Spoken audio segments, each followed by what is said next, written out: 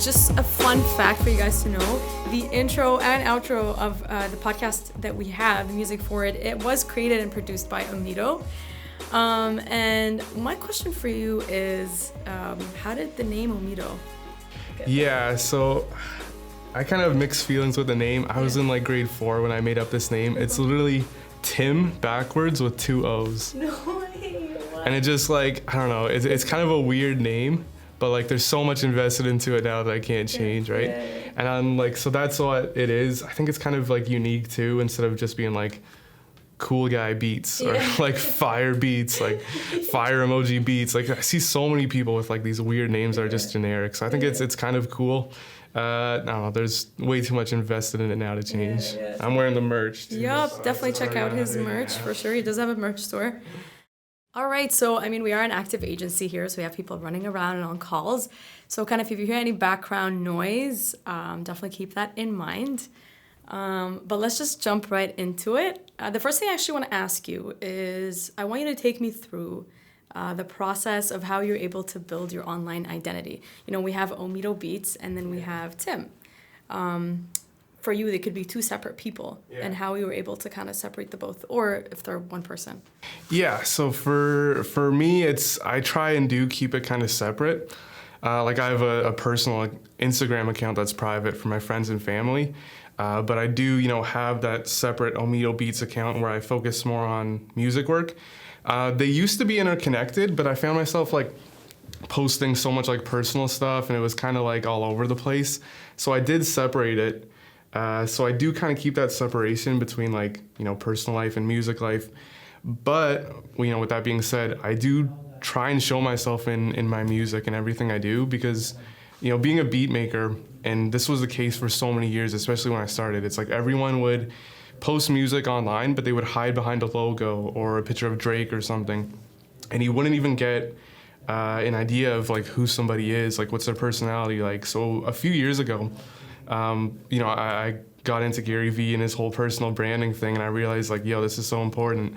So it's like I post like videos of me in the studio. I show some stuff in my daily life, and I think it's been so like crucial to my business. Like a lot of people I think are more comfortable with hitting me up, buying my beats, listening to my stuff, asking me to make beats for them because they know, who I am. It's like they're more comfortable with messaging me. It's like they know me before they even hit that message button, right? Yeah, and I do think, there's definitely a movement towards producers becoming, showing their face more and even being recognized more. I mean, in the past, it's usually been that, like, it's just the artists and singers that often take most of the fame, right? And producers and beat makers usually, just like you said, hide behind kind of like a logo or even a name. And even, I find till now, usually, like, they'll choose a random name, like, I don't know, Chill Hop Productions or whatever, and it's usually just one person. I mean, that ultimately shows like the power of being relatable and connecting with people kind of as you are. But like in terms of when you built OmitoBeats and you built yourself as OmitoBeats,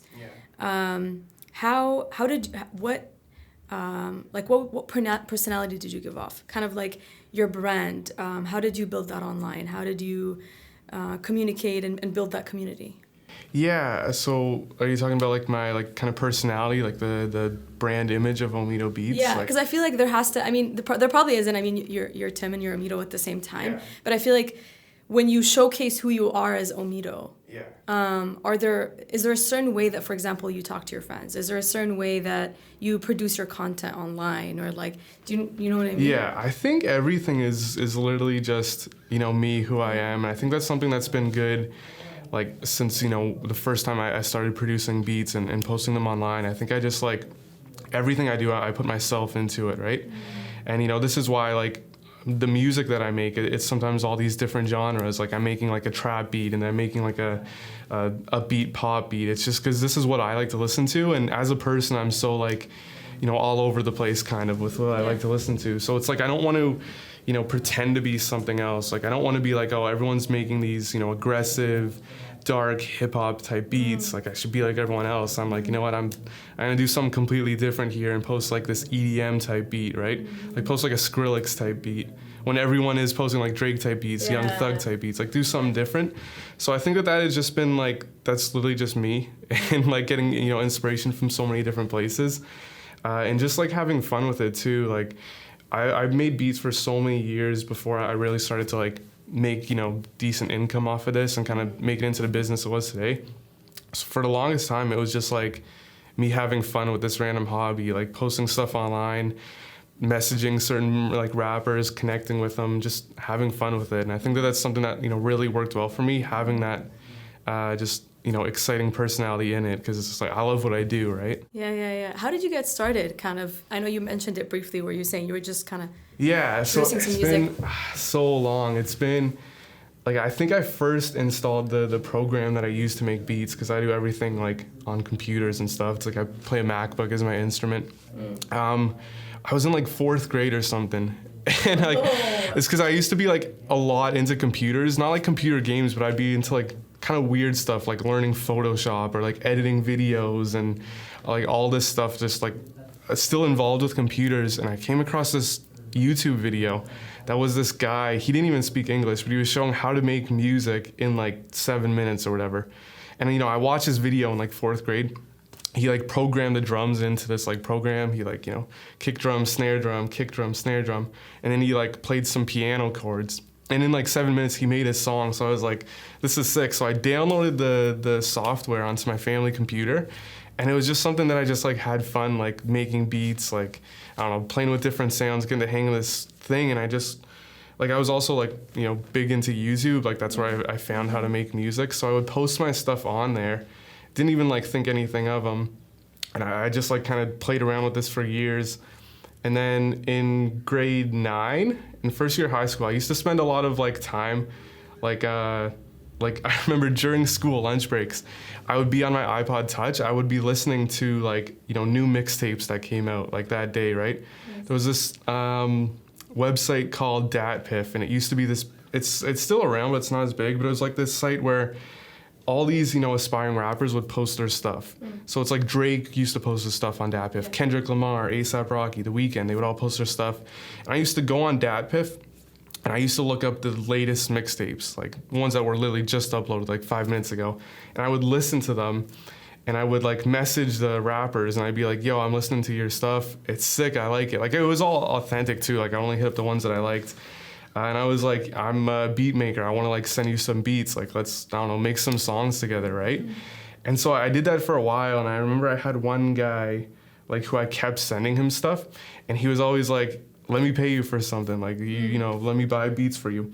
I was in grade 9, so I was like, I don't have a PayPal account, I don't have anything, right? Like, don't worry about it. Like, let's just make some stuff happen. And I kept sending him stuff, and then he had a friend, and he was like, me and my friend want a custom beat. And he's like, I explained it to my friend that like, you know, you're in grade 9, like you don't take payments, but my friend is like insisting on paying you. So I was like, okay, like, I don't know, let's do $40 for this beat. I'll use my dad's PayPal account.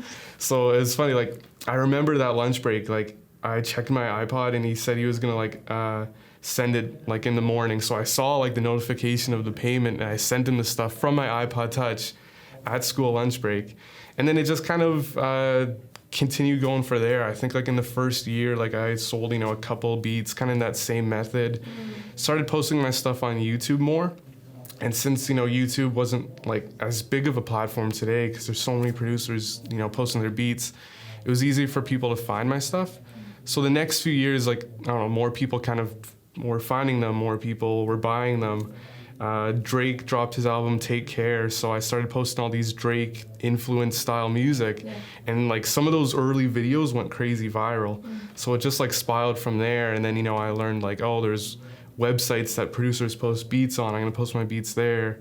And then it was like, oh, you know, my YouTube channel is growing, I'm on Instagram, I have my own website, it's grown into this like literally 6-figure business that it was today, when the first year I made like $150 or something, like in grade 9, and I'm 23 now. I don't know how old I was in grade 9, but just constantly posting stuff and just cycled from there. Do you find that the way you produce music has changed over the years? It's like, I personally don't think I do. I have like some people who like have been listening to my music for like 6-7 years, and they're like, yo, why don't you make music like your old style? It's because the music that I used to make, I used to use a lot of like samples in them. And this was because like I, got a lot of inspiration from Kanye West and like Jay Dilla, who's a sample-based music producer. And then as, Spotify and all these streaming platforms and opportunities come out, I changed my music a bit so, artists who want to use my beats don't run into these problems with samples because they'd have to go through like clearances and all this headache and stuff. So now it's like all my stuff is original.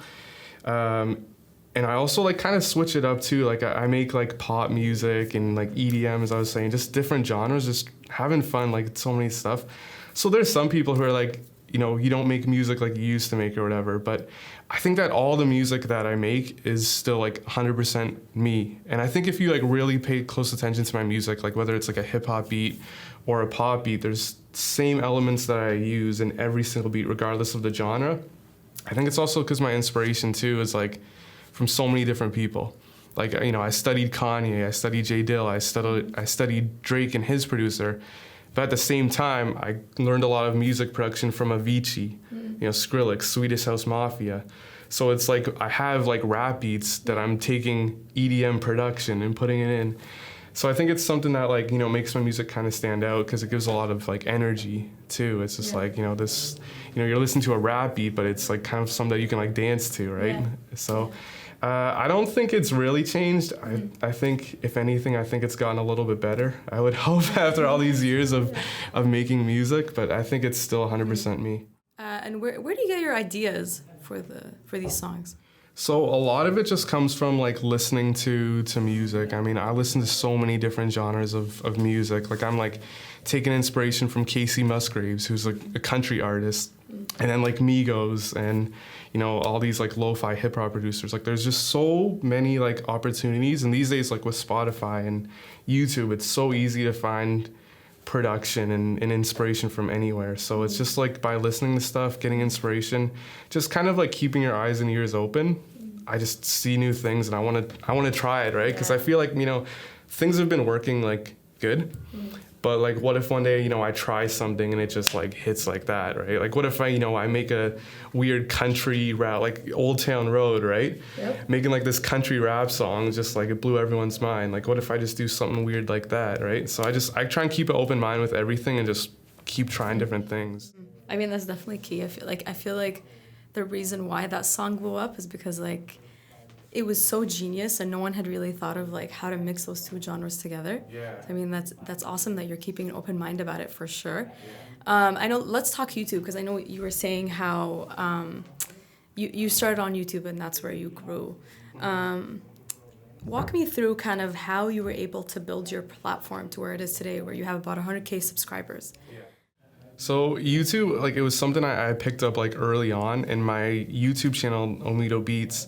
It's going to be turning 10 years old in a couple of months, Congrats. Which is crazy. I did have another YouTube channel a couple months before that I took down and started the OmitoBeats on. So I have been on YouTube like 10 years. It's just like in the beginning, I was just posting consistently like every single day or whatever. I remember like literally being in high school, having videos scheduled for like 3 p.m. and it's like I can't upload then because I'm on the bus ride home. So I'd upload videos prior in advance. I was like super consistent with it. And then, also another thing I think is important to note that just like I know everything like should be about like business, but I didn't really focus on the numbers either. Like people ask me, how long did it take to hit 100K subscribers? And yeah, it took like 10 years or whatever. But I noticed like when I first hit 100 subscribers, I remember I made a video. It was a slideshow video I made in like PowerPoint or something. I had everyone's name on the screen. And then I just posted stuff and had so much fun with it. I didn't notice again until I had 30K subscribers. So like I built up 30K subscribers kind of without noticing. And I think it's just because I just had a love and I had this passion for it where I didn't even really care about the numbers. I just kept posting and posting. So I think that's definitely one thing is like having consistency. For me, it was doing something a little bit differently because there wasn't this huge market that there is today. So it's kind of easier for me to grow early on. But yeah, just consistently upload, posting new content. That's something where I'm trying to kind of pivot towards now. It's because I've been doing beats for so long, trying to get into kind of different stuff, right? Like I have this tutorial video on my YouTube channel, or it's not a tutorial, it's a review video that I made last year where I reviewed some software, totally different from what I do. And it's generating like half the revenue that I make from my channel off this one video. That's something that's different than what I even like consistently do, right?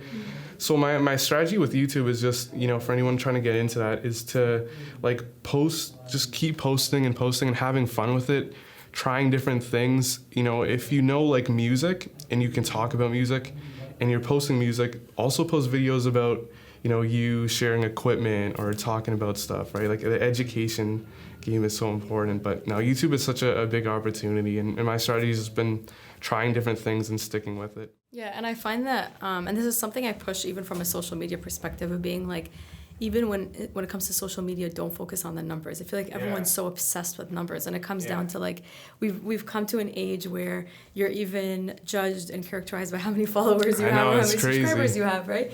But sometimes I always try to tell like, you know, the businesses that I work with that like it's to do more with, first of all, the quality of content that you push out, and it's also to do with like the community that you're building, regardless of the number. Yeah. It's actually it's a completely different ball game right now. Yeah, it's definitely playing the long-term game, right? Like this past year, I, you know, had some failures in my business. I tried to launch a couple products and some like beat packs and all this stuff that I was trying to do like really businessy, and like they kind of failed. And I think I realized it was because I neglected the content game. I neglected, you know, posting consistently, right?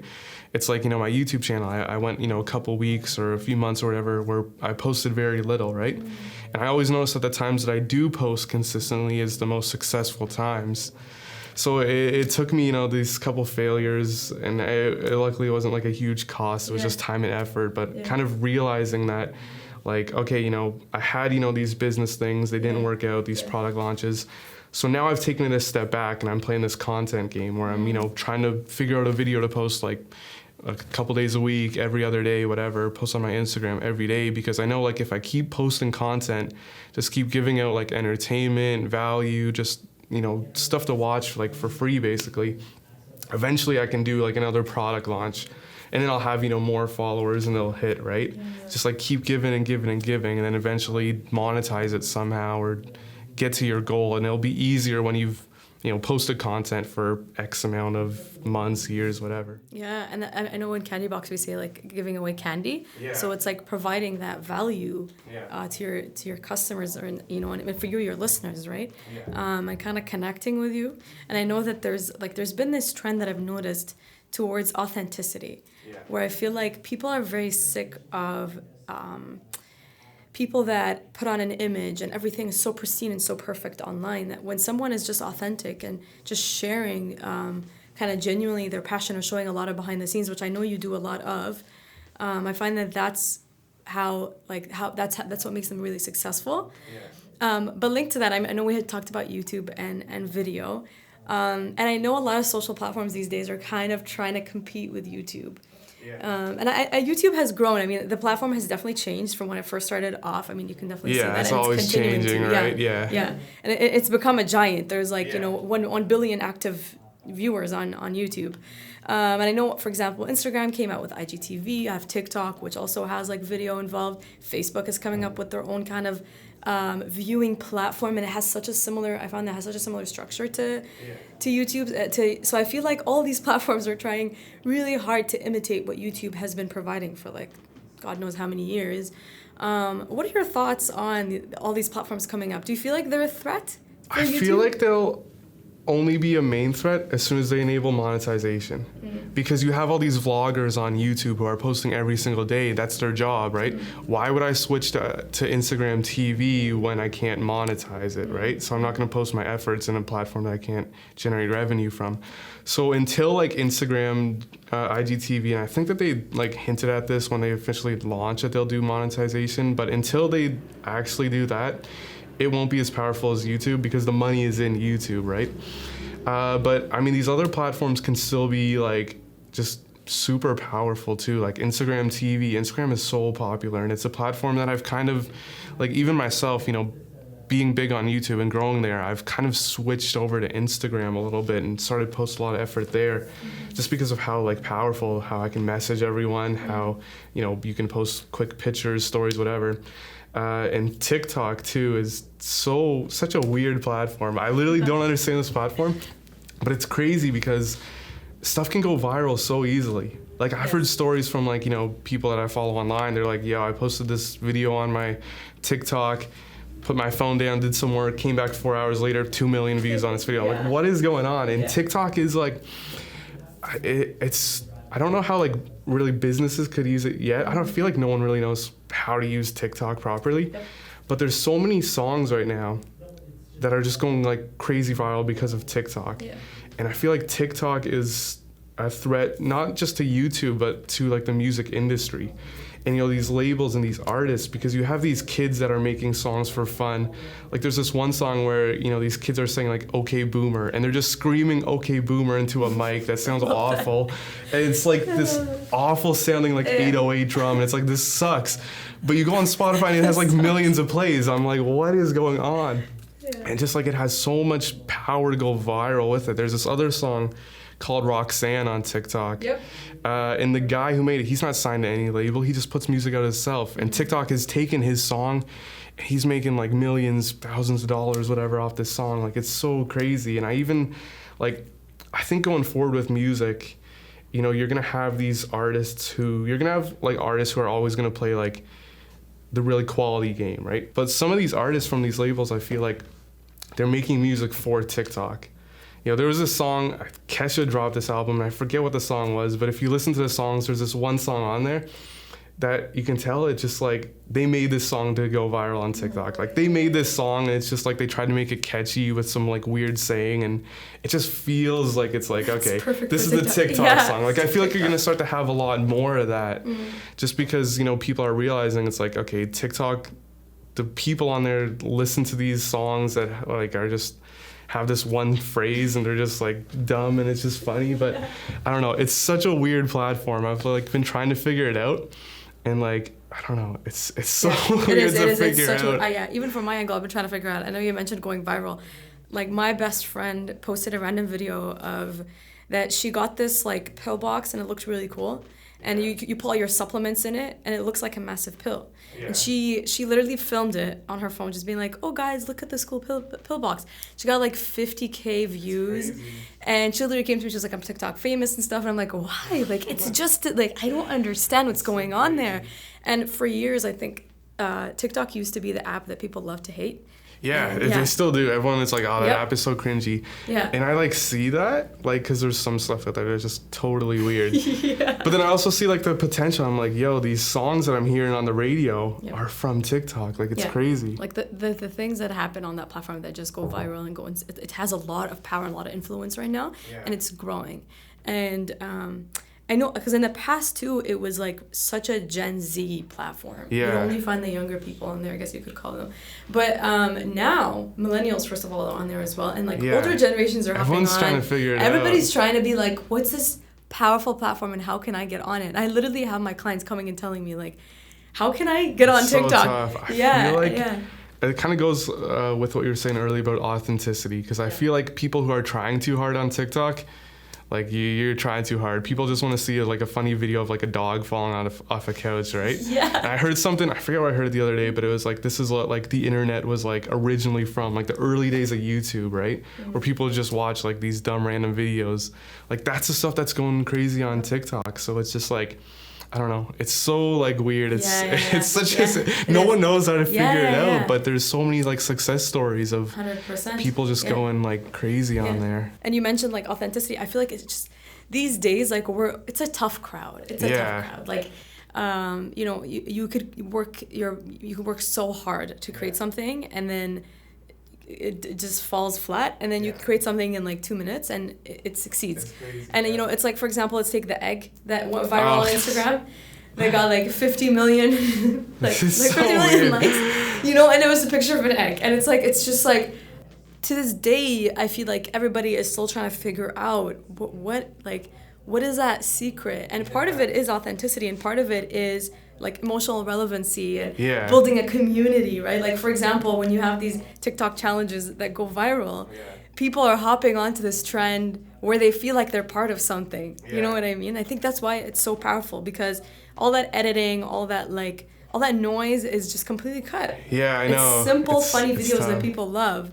And I think just like you said, the people that are doing it right are the ones that are not focusing on, I want to get big on TikTok. I want followers. I want subscribers. They're the ones that genuinely just want to have fun, want to get creative. I think that's where it's at. It's all like a content game too. Like even on other platforms, like if you're posting good content, people are eventually gonna catch on regardless. Like, you know, if like you're doing all the right things, right? Eventually, if you're posting stuff that people want to see, like they're gonna stick around. Yeah. And I think too, I find that this happens a lot, is that a trend rises, and then everybody hops onto Jumps that trend, on that trend, and then it just like falls. Yeah. And it's like, okay, what's the next big thing? It's always like, what's the next big thing that is gonna make, you know? That's like always, even like music too. Like there's this like, you know, there'll be a certain music style. Like Drake a few years ago put out like One Dance, right? The song that had like these kind of dance hall, like tropical feelings. I feel like since that song came out, everyone just like, boom, everyone does this. And Drake is a trendsetter like that. So it's like, what's, you know, this next trend? Everyone's making these songs that sound like Future and like Metro Boomin. Like there's all these just ongoing trends that people always try and jump on. I mean, there's pros and cons to doing that. Like if you jump on a trend, you can like, you know, get a lot of attention right away. But then you have to build your brand after that, right? You kind of have to do like different stuff, you know, to keep people on for long term. But I don't know, trends are something that's definitely important to pay attention to, because it can help you, right? If a lot of eyes are on a certain subject. Yeah, I mean, like, it's like that perfect balance where, like, you hop on a trend, but at the same time, you're not fully relying on, this is my only source of success or my only source of ideas. Because like you said, it's like you have to also prepare for the recovery, I guess you could say, after the trend has died. Like, what's my next big thing? Yeah, it's like the Chainsmokers, they got famous for their song, like, Let Me Take a Selfie. It's like nothing that they do right now, right? This horrible song that they made as a joke, but they made it and they put it out there and it went crazy viral. And then like they're like, okay, now we're gonna do the music that we like. Now we're gonna make some more like melodic, softer pop songs, right? Yeah. So it's like they hooked everyone with this one crazy trend, like this viral piece of content, and then they just, you know, were themselves and they were consistent with it, and that's how they, like, you know, they're still relevant today, even after this one thing died off. Yeah, for sure. And we're gonna delve deeper kind of into how you were able to kind of take OmitoBeats and grow into something big. And in terms of kind of how you were able to promote and market yourself throughout the years. I know we touched upon that briefly, but what's one, I guess you could say, approach that you took to promote your brand and market yourself online that you thought would work but actually didn't? That I thought would work and didn't. That's a tough one. Let me think, because I've tried a few things. Even this past year, like I was saying, that the couple failures that I had, and I think that with those failures, a lot of it was just because I was kind of too pushy with the business sense. You know, I launched an online course last year. It was okay. I don't know. It didn't hit the crazy numbers that it was projected to hit, and I feel like maybe this was because it was too salesy, too pushy, right? And it's like I didn't post really content consistently before that, so all of a sudden it was just like, hey, I'm back, buy my course, right? So it took me that to kind of realize that, okay, I should be kind of more relaxed and play that content game and be like, you know, just give out more value and then do that.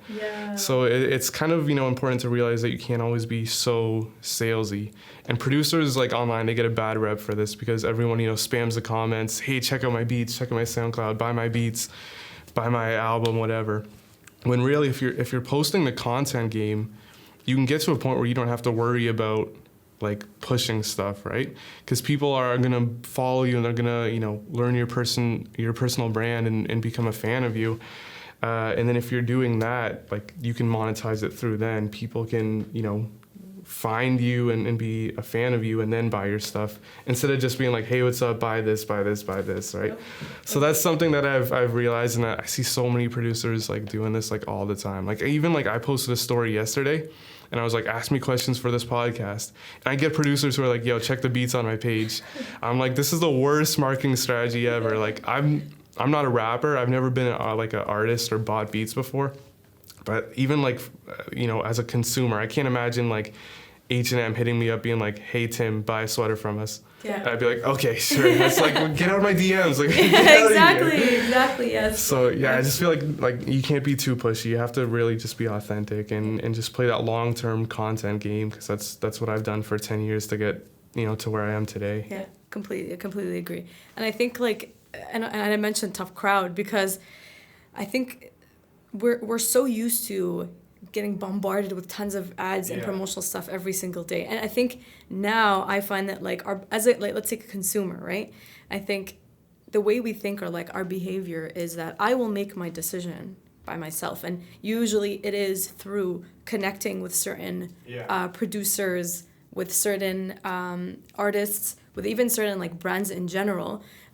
It's when you connect with them that you're then I'm like, okay, I want to invest into that. I want to buy that product. Yeah, you trust them a lot more. Exactly. But I find that businesses are or anybody who has a brand, they're so quick to hop on, a call to action, like link in bio. No, we need to push more. And you're missing the point of, consumers these days are very smart. If they see that all you're doing is you're spamming them to buy things, that's just going to push them away. That's not going to bring them closer. You know what I mean? And so if you are honest and you are authentic and you are kind of like providing value, then they'll respect you, and then they're more likely to be like, okay, I love their product or their service or their music, and I kind of want to buy from them. Yeah, I think it's also because people just see the end product of someone. Like, they see someone killing it. They don't see the endless hours of work that they put into it, right? Like, Russ is this rapper that I really like. He's, blowing up. He's crazy right now. And a lot of people are catching on to him right now because he's so big. But what a lot of people, don't realize is that this guy put out music consistently for like 10 years, 15 years or whatever, since like 2002. He just posted songs all the time. He was like, I don't care if these songs get any like views or plays or whatever. I'm just going to do it. And eventually I'm going to get to this level that I'm at. So I see some rappers and like producers kind of, copying his current position and trying to be like him.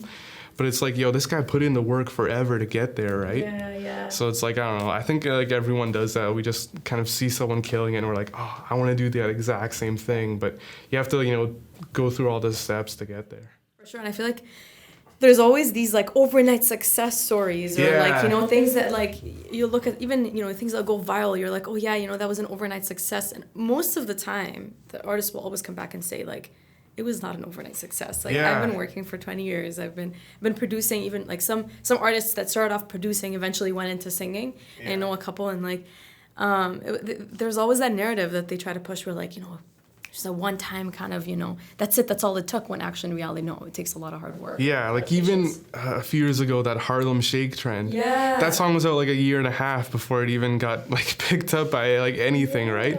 I mean, even going back with TikTok, there's TikTok songs that have, are so viral and they're getting songs back on the charts now. These songs have been out for like 5 years and no one's found them until today. Yeah. So it's like you put this song out and then, 5 years later, someone makes a weird dance to your video and then your song's like #1 on all the charts. Like it's so crazy. But yeah, that long-term game, that long-term strategy is so important. And I think people just get too impatient. I know I've like got so impatient at times, just wanting something so badly, but it eventually comes if you're putting stuff out. I always tell people, like, if you're putting out like dope content consistently, you're gonna get to what you want, right? It's just the consistency. Yeah, the consistency. That seems to be like the main thing that people should strive for. I feel like it is, Yeah. I know you're very active online, and I know you connect with your fans a lot. And I always say this. Actually, everybody in the studio always kind of makes fun of me for it. But I usually say like, content is king. Yeah. So then community management is queen. Right? So I say like building a community online is just as important as the content you produce. Yeah, it really is so important. How do you connect with your fans online? How do you build that community? So a lot of my like connection like comes through, I'd say, like Instagram, like DMs. Like I love Instagram because you post a story and anyone sees it and anyone can reply to you, right? And I think that this has made it, so easy for like rappers to hit me up as they just go on Instagram and message me like, hey, I want to buy a beat. They don't necessarily need to go through a formal email or a contact form to buy something from me. They can just hit me up with a quick question, I'll reply. So that's something that, I always encourage people to message me. And again, showing the personality online so people are comfortable with messaging me. Trying to engage people too. I'm working on a YouTube series right now where I'm reviewing songs that artists make to my beat. It's like I want to make it a whole like kind of weekly thing where every week I'm like, yo, let's listen to like 5 songs that these people have made. And I haven't like it's still super early in the process, but I posted about it last week. And I had a ton of people like email me their songs. Everyone's excited to be involved in this, right? So I feel like if you can make content that engages the community and like showcase like your fans or your followers or stuff, it can be really powerful. I know there's a lot of people who have success in Facebook groups too. Like I don't use Facebook personally, except for groups. Like Facebook, because the people who I have on Facebook, no one's really sharing as many photos and status updates as they used to. But Facebook groups is so powerful because it's a place that, you're not spammed with all these like advertisements and stuff. And it's just a spot where it's literally encouraging people to connect with each other. So I'm in a few like Facebook groups where, these brands make them and they post questions, they post, tutorials, helpful information. They're like, hey, watch out for this in the music industry. This is going on right now. So it can be really powerful just to have a place where people are comfortable messaging you and connecting with you. And as a business owner, like being someone that people can hit up if they have a question, right? Yeah. Like this goes with that thing that like, if you have a business or you're an artist or a producer, not to hide behind a logo, right? Yeah. Show yourself, show your daily life. I posted a video where I showed my new puppy online a few weeks ago. How all these people messaging me like their dog tips, right? And it's like these are people who like buy my beats, but like I also want to connect with them on that personal level because it just builds that community and that relationship. Yeah, agreed.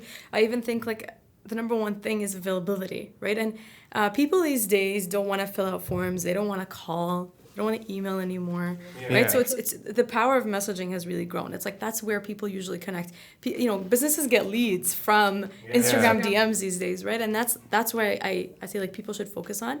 And I always like it's about like don't stop monologuing, right? Like there's all this like if you're just passively pushing out content and not really just like you mentioned like talking to your fans every single day, like that not only kind of builds that community, but I feel like even loyalty.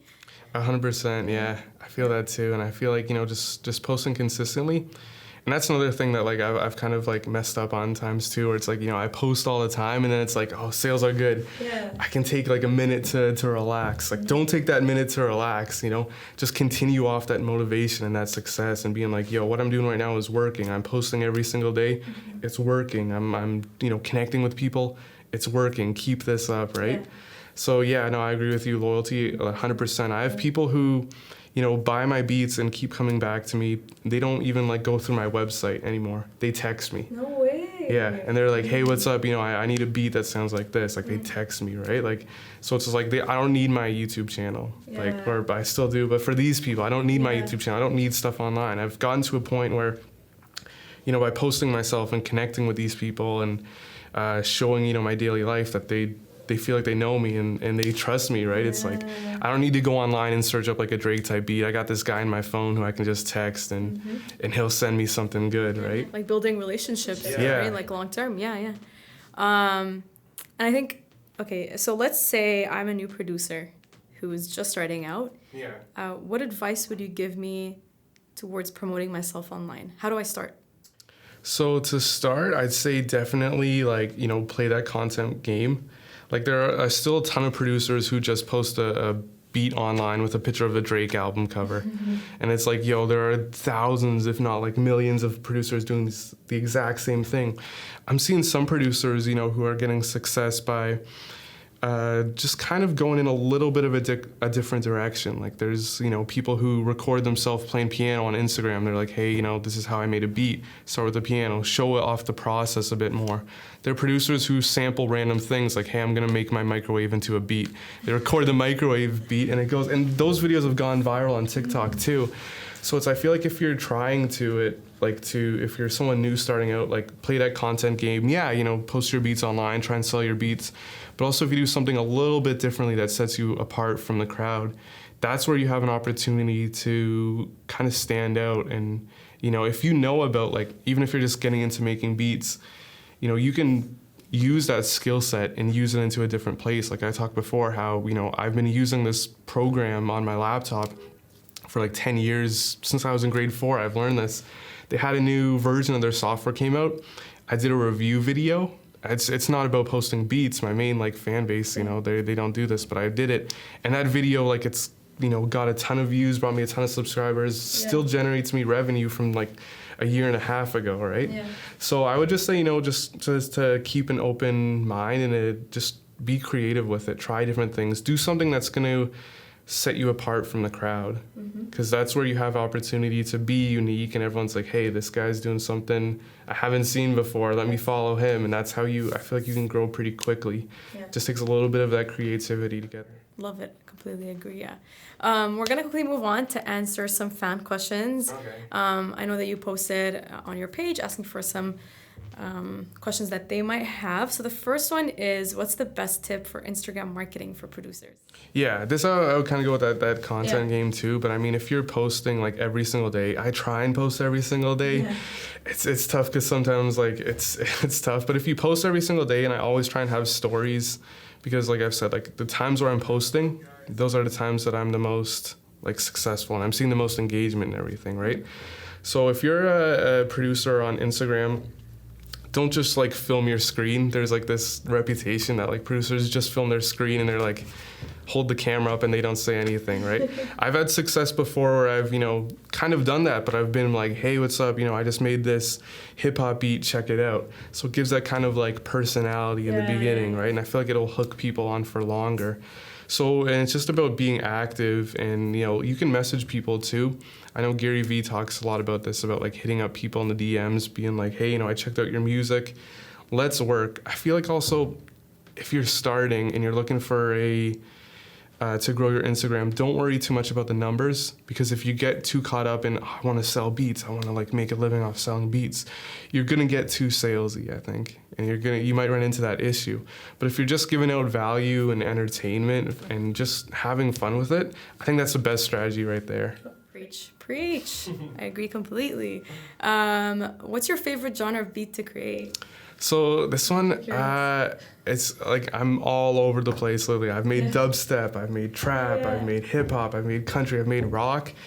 I love making like kind of chill hip hop beats or like really intense pop beats. It's like I'm on two different ends of the spectrum here, but like anything I do, like I love to add like vocal chops into my beats. And this is kind of like something that's kind of my signature style. And I think, I don't know, some people I think I like overdo it because there's like, where am I going to sing in this when there's this high pitched vocal that's all over the place. But I love to add those in beats because I think it kind of gives it, like for me, like I'm not a rapper or singer. So it's like I listen to a beat and it's just instrumental. But if I add some kind of vocal chops or a vocal sample or someone just saying like a line that I chop up, it gives it this kind of like humanistic approach. And as a listener, if it's abstract too, if it's pitched down and through all these vocoders and stuff, you can hear kind of whatever you want to hear. So it's kind of unique. And also it gives artists kind of a direction to go into where they hear something and they're like, oh, that one line in that song that's repeated over and over. Like I have this one song, if like you look it up on YouTube, it's called Highs and Lows. It's a beat where it's just this hip hop beat and there's this vocal that plays throughout the song that says like highs and lows, and it says some other line, but people have made whole songs around that one saying in the song. Nice. So it's kind of been an interesting strategy. I think it's helped people go in that, like, kind of give them a start, kind of, okay, I'll make a song about this, right? Yeah. So yeah, I don't know, chill hip hop or like pop or sometimes just like weird other genres too. Like I've been trying like some like funk or rock genres. Nice. I don't know. I'm just having fun with everything, and that's like, I don't know. People like that too, because I'll be like posting a video of like a rock song. They're like, hey, I've always wanted to make a Fall Out Boy type song, and no one's making Fall Out Boy beats. Like, I don't know. I'm just having fun with it. That's whatever I do, I just have fun with. I definitely noticed that that vocal that vocal thing that you add actually, because when you brought it up, I'm like, actually true. Like I remember when I do listen to music, I'm like, that does happen, but it adds that unique. Yeah, because it's not so like instrumental, right? Yeah, And I mean that comes from me like, learning production techniques from Kanye West. Like he's got a song like Through the Wire, right? That Through the Wire vocal sample, it's from like a 70s record that he's pitched up. And now, to avoid like the copyrights and just to make music that's easier to post on streaming platforms, I don't want to do that, but I still want that like feel like where it's, it's like a chipmunk singing. I don't know, it's popular in like hip hop, it's like I want that so badly. So like, if you're a producer, like thankfully there are like all these companies who make like these royalty-free vocal samples for that specific purpose. So it's like it fills that void for me. I love it. I don't know, being like, it's like an instrumental song, but it has that human feel, right? Agreed. How do you overcome creative block? So this is a question that I know like a lot of producers like ask, and it's something I know a lot of people say like don't force it. I'm so guilty of forcing it too. I'll sit at the computer for like 2 hours just making like absolute garbage and then just being like bummed out because I can't make anything. But my like main kind of strategy for overcoming like creative block or beat block or writer's block or whatever you want to call it, I just look for inspiration in different ways. Like that's when I'm the most motivated and the most like just pumped and ready to do something. Like like I like Gary Vee. I like the message. I like his personality. It's cool, but I'm more inspired by Team Gary Vee. For some reason, the process of, people filming his videos, editing it, posting every single day, posting 4 times, he's got a whole team involved. That's the stuff that inspires me a lot more. Seeing companies that have a promotion or something, it's like, yeah, that's cool. Why are they promoting something? How are they promoting it, right? Like I'll look at a Shopify store and I'll be like, okay, this store is cool. Let me check out the plugins that they're using to see how it works. And I'll get inspiration from that, right? Like maybe I'll like, be shopping for something and something will have an upsell. I'll be cool. How can I make that upsell on my site? So I try and just like look for inspiration in really different places, right? Even like if I'm, making beats, I'll like go on Spotify and I'll look up some people and I'll be like, how is this person getting so many plays? Oh, they're in this playlist, they're in this playlist. I don't know, for some reason it motivates me a lot to look at how something is happening instead of what's happening. I'll just like how is this possible? And that just, it motivates me for some reason. Even it's just like how someone making a rock song. Okay, I'll try that too, right? So I don't know, just keeping an open mind and just really paying attention to what everyone else is doing and trying to see how they're doing something. That always just motivates me like crazy. And I don't know if I'm looking too much into this, but it's interesting that you say that like you look at, like you're really interested in the behind the scenes or like what goes into something. And I feel like that does in a way like to how you've approached music, in the sense that, you're usually behind the scenes, you like creating the beats that then, rappers and producers then put their music onto. So it's interesting that you approach everything in the sense of like, what went into this? In the same way that music is created, right? Like what went into this versus just like the rapper, like just like, a lot of people just focus on, let's take Drake, right? A lot of people focus on the lyrics that he's saying in the song or whatever, like just singing along with him. But it takes a certain kind of mindset to look into the music that's playing in the background and all the specific sounds that were put together by the producer. And it's interesting that you then approach other things that way as well, like other marketing campaigns where you mentioned, like you look at a Spotify shop and you're like, what plugins did they use to come to this? So you're looking at the final product and then you're going backwards. You're just trying to see like how they're doing this, right? It's not looking at the end product. What are the steps that someone took to get there?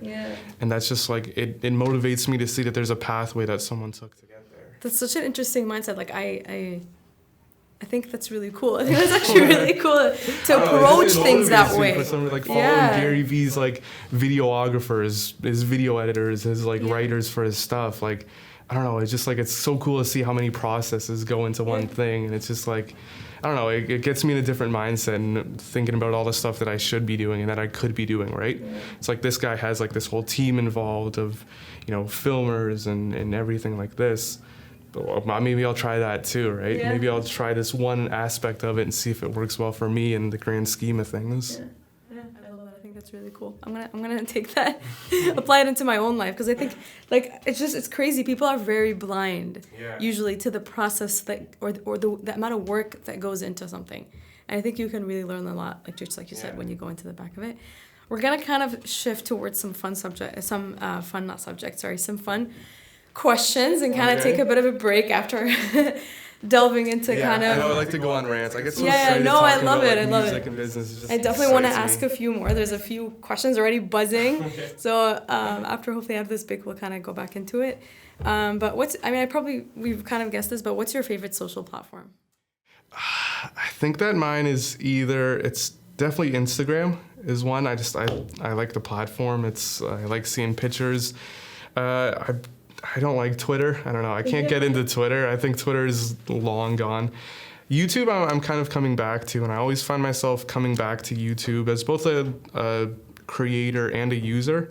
Just like I'll randomly get into like this kind of like phase where I'm just binge watching random YouTube videos.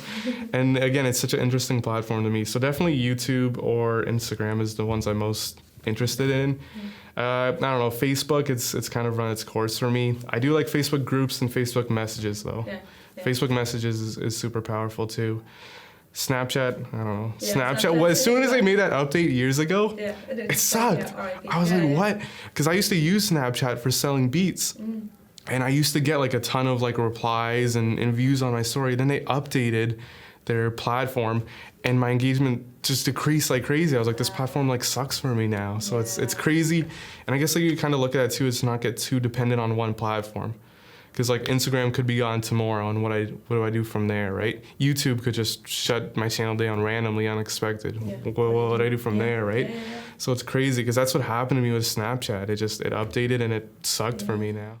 And I've heard I don't know if you've heard of this story, but there was an influencer who had like, can't even remember how many followers, and it was her only source of income. And Instagram like shut down her profile, and she literally was like, I'm basically jobless. I have no income anymore. And she was freaking out. I remember it went viral because people were like, I think a lot of people were like, get a life, or like, it was just a social platform, right? But like, it's insane when you think of it that for a lot of these people, like, their promotion or like who they are online actually plays a big role into kind of their careers and their income. I feel though if like you're posting your personality and you're really building your personal brand, that can carry to different platforms too. Like, a lot of people know my personality on Instagram. If Instagram's like, yo, we're shutting your channel down tomorrow, I'll tell everyone, follow me on Twitter or something. So I still have that personality there, right? So that's something that's why building a personal brand is so important, because it can follow you through different platforms. What profession other than your own would you like to try? Like, I don't know. I feel like if music like completely like failed tomorrow, I had to do something different, I feel like I would want to do something completely different. Just like I'll be like a farmer or a landscaper or something just completely different, complete like 180 of what I do now. But I don't know. I've like life. I don't know, just something like totally different. If this is so much of what I do, and if I couldn't do it anymore, I wouldn't want to be like kind of related to it. I'll just do something completely different or something. I don't know. I feel like I'd go that way as well. Kind of like unplugging. You know what I mean? Just I'll just go off the grid somewhere. If Instagram shuts me down, I'm gonna move to an island somewhere. Exactly. I'll live off the land forever. That's literally like I've had that happen to me where I was just like, it's just like unplug, just completely disappear for a bit. You know what I mean? I'll come back in like 15 years with a wizard beard, and I'm like, I'm ready to start again. What's the best compliment you've ever received? The best compliment I've ever received, I've had a lot of people tell me that my beard looks good. That's the best one. When I see it all the time. I post a story, people are like, oh, that beard's coming along nice. It's the best decision I've ever made. Okay, how would your parents describe what you do for a living? For the longest time, I feel like they didn't really know. I feel like my dad knew because I had to get him to help me install that program on the family computer. I don't know. I think, for the longest time when I was still at home, they would hear me working on music in my room and then just being like, I don't need a job. I'm just like, I don't know, pushing buttons. They hear just like bass like noises upstairs, and it's like, I don't know, he bought a car. I don't know. It's like, I don't know what he does. I feel like for a lot of people, it's just like, you know, they think I just like make music all day, and that's fair, but there's a whole lot of other stuff. But it's always so tough to tell people like what I even do, because it's just like, I don't know, you don't hear a whole lot about it. Yeah. And I mean, like 20 years ago, this wouldn't have been possible, right? Yeah. So I don't know. They'd probably just say I'm a musician. I make beats all day, and just kind of leave it as that. I don't know. He just plays a MacBook, just clicks a few buttons here, and I don't know. He's good. That's funny. What's the last song you downloaded? The last song I downloaded is the new Russ album. It's the whole album. I downloaded it just because it's like so motivational to me right now, and everyone was telling me, it's like, yo, you gotta listen to this guy Russ. He's like crazy. And it's funny, I see a lot of my own music in his music, which I think it's kind of cool for me to connect to. But yeah, just listening to him, and he has a book out that I've been like reading, and just kind of really researching him and understanding like, yo, why is this guy so famous when he's just like, he's doing everything on his own. So his recent album, Shake the Snow Globe, is awesome album. Yeah. I've definitely listened to some of his songs. I love his stuff for sure. Yeah, he's a great guy. So what's a common myth about producing music, and can you debunk it? A common myth, probably that you can't make a living off of music. I feel that's like a common one, because like, you know, you always hear these people like, you know, who, if they want to make it as a singer, you got to fly out to LA, you got to work with a label, you got to go to Hollywood, like live in Beverly Hills or whatever, some thing, and you got to go there to make music. I feel like that's like just not true at all anymore, right? Like there are, you know, producers who are making lo-fi beats in their bedrooms. They get added to a couple Spotify playlists. Sweet, you don't need a job anymore. It's crazy how many opportunities are available, and you don't need all these, like, these connections can work. And if you're going after that certain thing, like if you want to be like the next Taylor Swift, like, you might need these connections, but also you don't. You can do everything on your own. It's like, it's easy to monetize your stuff. And I have people who send me music. They just like, hey, check out my music. It's on this weird random website. I'm like, yo, post your stuff on Spotify. Like, get, you know, your streams up, get your like streaming revenue up, build this brand, make money, sell merch, do all this stuff, right? So I feel like it totally is possible to make a living off of music. I mean, there are people who, you know, make videos of them playing guitar covers on YouTube who are making a living off of that, right? You're not necessarily making songs, but you might be, you know, showing guitar tricks. You might be, you know, playing stuff, showing how to play riffs. You can make a living off of that. It's crazy how many opportunities with the platforms, you know, YouTube, Instagram, Spotify, Apple Music, all this stuff. Like, you can get there if you put in that work. It's and everyone is saying, you know, like, you know, music sales aren't what they used to be. I feel like, you know, album sales aren't what they used to be. Streaming revenues are crazy, right? There's so much money in streaming royalties right now that if you're an artist and you don't have your music on Spotify, like, you're so behind. Like, what are you even doing if you're, like, it's literally right here. And all it can take is you to be added into a playlist and you're set. You're doing everything on your own. There are websites that you can pay, like, you know, $20 a year for to get your music on all the platform. Like, if you put in that time to research it, put in that effort, like, I don't want to like sound bad, but it's just like it's easy to get started if you put in that work, and if you can stay with it, you can make a living off of music. I feel like it's easier now than ever. And I know you mentioned lo-fi. I feel like in the last couple of years, there's been this movement, I guess, or this trend towards these chill hop and lo-fi accounts on YouTube, or and I'm definitely a big fan. I love listening to them. But then there's like, you know, even a lot of these producers, again, usually, you know, I don't know who they are because they hide behind a name.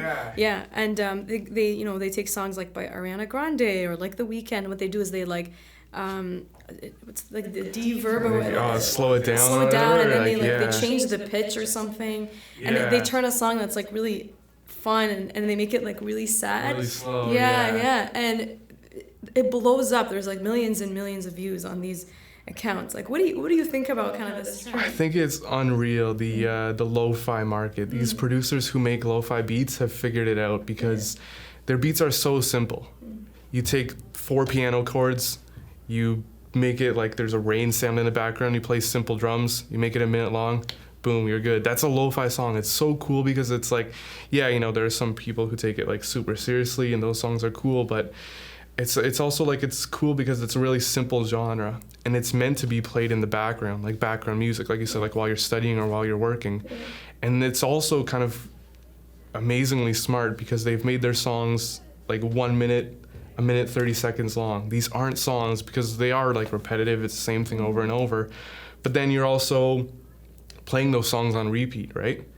You know, you listen to songs more often, these producers are getting more, you know, streaming revenues, streaming royalties from their songs being so short. And you're seeing that have an impact on, you know, different artists. Like a lot of rappers now make their songs shorter. You know, Kanye West's recent album was super short. It's like, it's because people are gonna stream it more and more often and you're gonna get more song plays and stuff. But those producers who make lo-fi beats, like there's a whole lot of them right now. But I feel like what you said too, that, you know, you hear a lo-fi beat and you don't really know who the producer is. Like it's all in the background. I feel like it could be such an opportunity if you're making lo-fi beats, but also doing that, you know, you have that personality with it. Because there's obviously this huge market and this huge demand for it when, you know, these videos have millions of views. There's all these streams on YouTube that constantly have thousands of listeners, 24/7 radios. Like it's just this huge opportunity and it's really interesting to me. And it's growing, I think, even from an angle of like, the reason why I think lo-fi beats is becoming stronger is because it's like, you know, there's that, I'm pretty sure you've seen it, there's that live video that plays every single day of that girl studying. And it's like, you know, come study with me. And so many people in the comments are saying like, I'm studying with her, or like, and we're chilling together and stuff like that. It's so crazy to see. But just like you mentioned about adding kind of like your personality to the music that you create. Because when I really got into chill hop, there was one artist that I was really like into his music, and again it was like I became a fan of his music and I was able to connect with him. His name is Leave, I think, and he was creating like some really cool lo-fi like chill hop beats that I would put on them in the morning when I'm getting ready or like when I'm studying, and I think like even for these artists, a lot of them have been in the game for years, and for you, I mean, you've been in the game for like 10 years, right? What's the common reason do you feel like people give up? I think it's just, you know, they aren't like seeing the numbers right away. I think people are getting too impatient. You know, people like, I'll say, you know, people see someone like me who's, you know, made a living off of beats, bought a house, bought a car, whatever.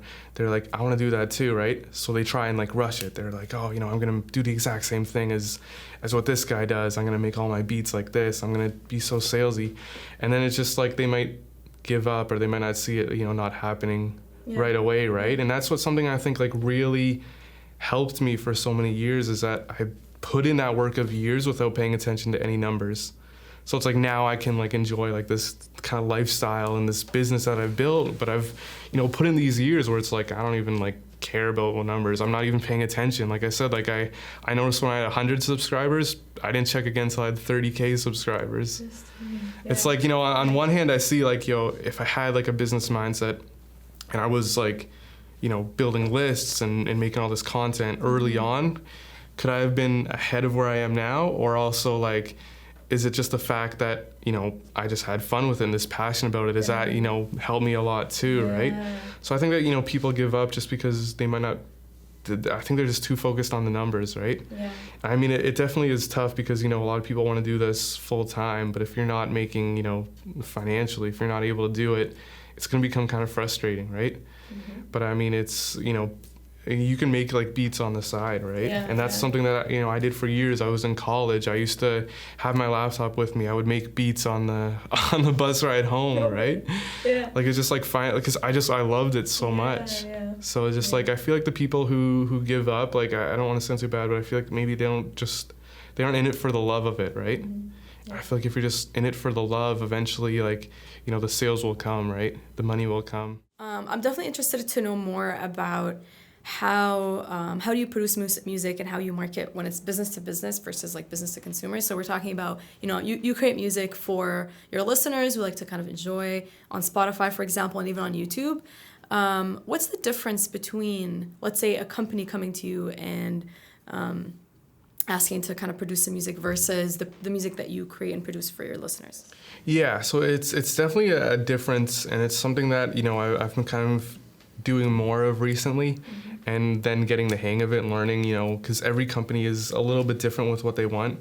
But usually, you know, a company, if they ever come to me and say like, hey, we want we want music, a lot of the times they'll hear something of mine that I've already put out that they like. So it's easy for me to kind of base something off of that.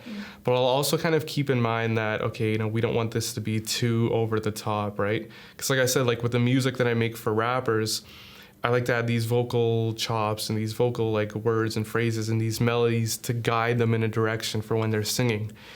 If it's just background music for, you know, a podcast, a commercial or whatever, you're not trying to make music for someone to sing over. You're just trying to make someone for someone to listen to. So it's tough because I sometimes need to scale back what I do. I need to kind of bring it down a notch just to have it background music.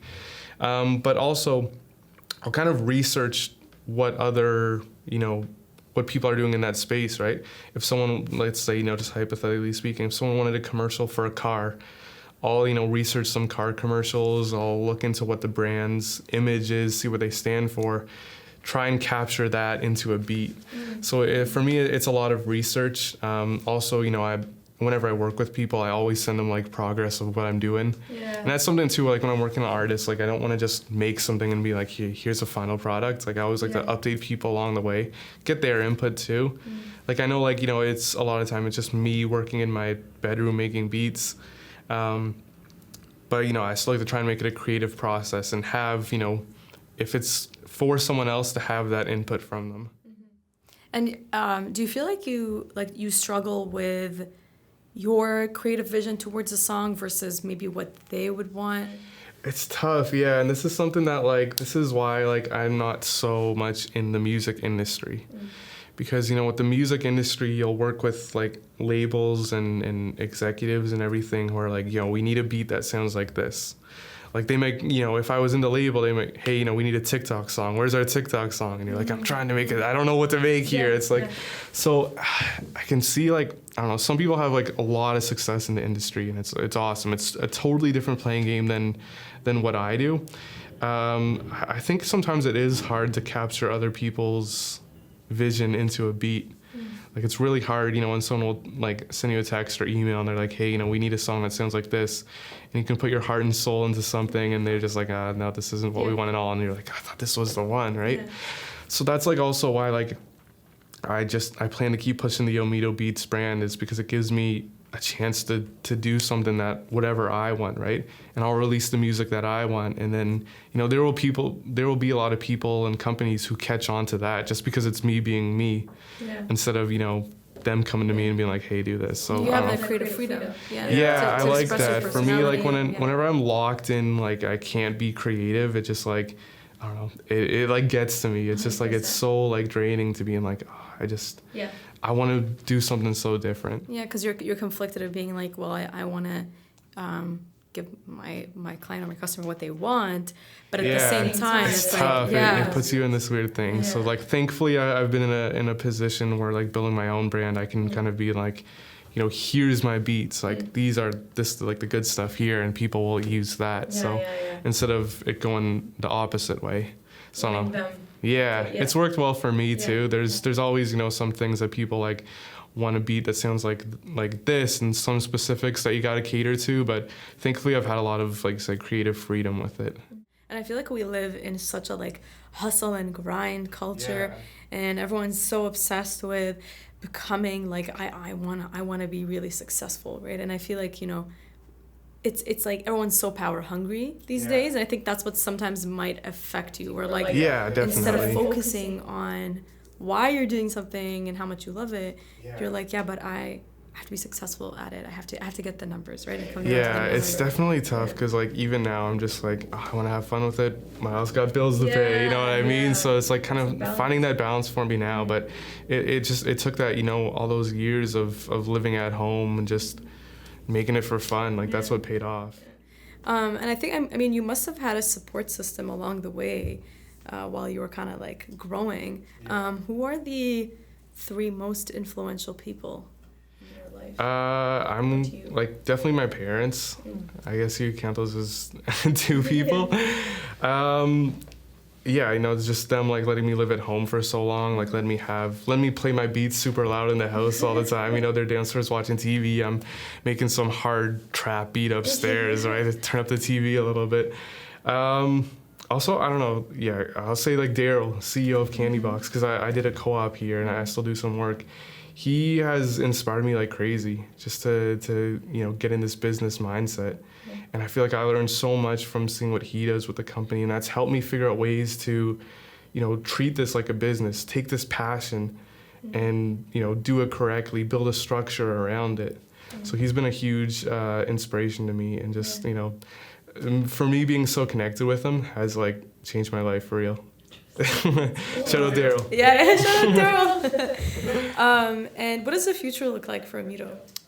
This is like, this year I'm trying to get a lot more into like, you know, posting YouTube videos. Just, I don't know. I've done beats for so long and I'm still like always doing the beats.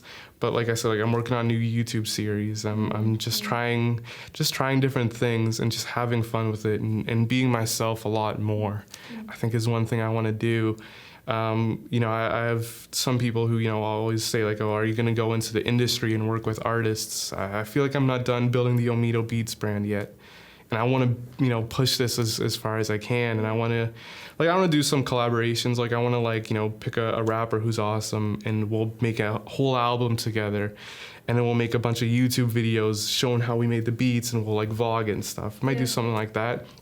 But yeah, I don't know, just keep pushing the OmitoBeats brand, just showing a lot more of what I do, trying to, you know, build this community, build entertainment, build engaging content. I mean, like, your passion for it is infectious. I can definitely see that.